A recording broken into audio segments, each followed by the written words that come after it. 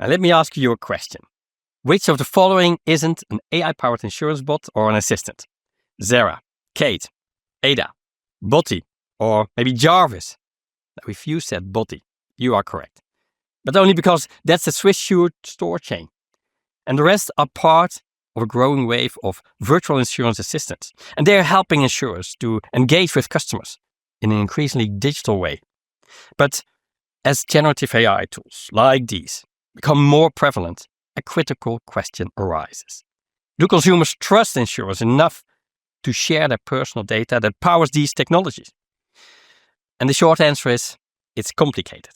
And it depends on where you are and who you ask. Now, as a partner of Swiss Re, I had the first-hand insight into their recent global AI perception survey results, which paint a nuanced picture of consumer attitudes. Now, on one hand, trust in life and health insurers remains relatively strong, with 81% of the global respondents indicating they trust insurers with their personal health data. But here's the catch. 22% of those same respondents have grown more skeptical about sharing their data in the era of AI.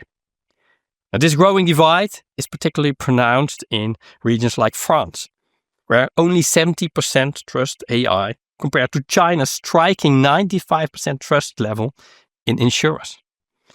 Now, for many, this skepticism comes down to control and to transparency. Data security is non-negotiable.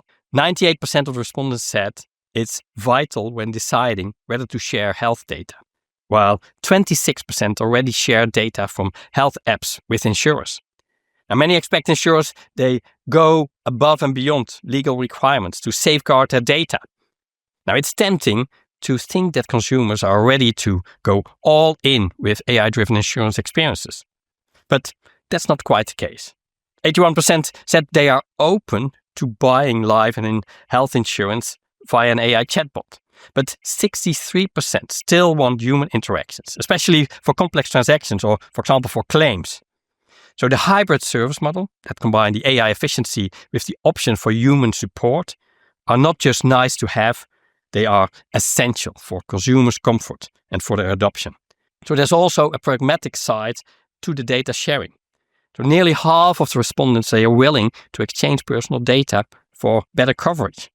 And 44% they are open to sharing in return for discounts. But the exchange must feel meaningful. Most expect at least an 8 to 10% discount. Now, this is signaling a clear awareness of their data value.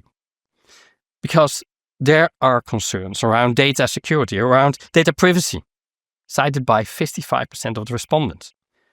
Now, responsible AI is not just a buzzword, it's a business imperative, where insurers they must clearly communicate how AI tools are used, how their data is protected, and what safeguards are in place. Transparent, ethical, but also secure data management practices. Now, they will not only mitigate consumer fear, but they will also foster this long-term trust.